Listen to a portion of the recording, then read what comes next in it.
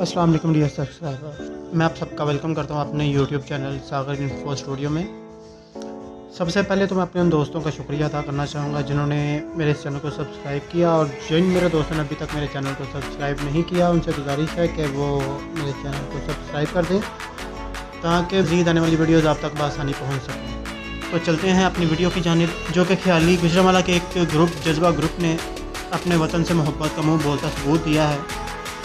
गुजरांवाला के इस जज्बा ग्रुप के नौजवानों ने दिन रात मेहनत करके 120 कपड़ों के थानों को सिलाई करके एक माह के अंदर इस पाकिस्तानी परचम को बनाने में अहम किरदार अदा किया है। दोस्तों, ये पाकिस्तान का सबसे बड़ा परचम है। इसकी लंबाई एक 1500 फीट और चौड़ाई 20 फीट है। दोस्तों, इस परचम को बनाने में the royal school of science ने भी हमें काफ़ी सपोर्ट किया। तो चलते हैं अपनी वीडियो की जानिब। उम्मीद करता हूँ आपको ये वीडियो पसंद आएगी और आपको दिखाते हैं पाकिस्तान के सबसे बड़े परचम के कुछ क्लिप्स। तो उम्मीद करता हूँ आपको पसंद आएंगी। दोस्तों, इस वीडियो को लाइक और शेयर करना मत भूलिएगा। Thank you.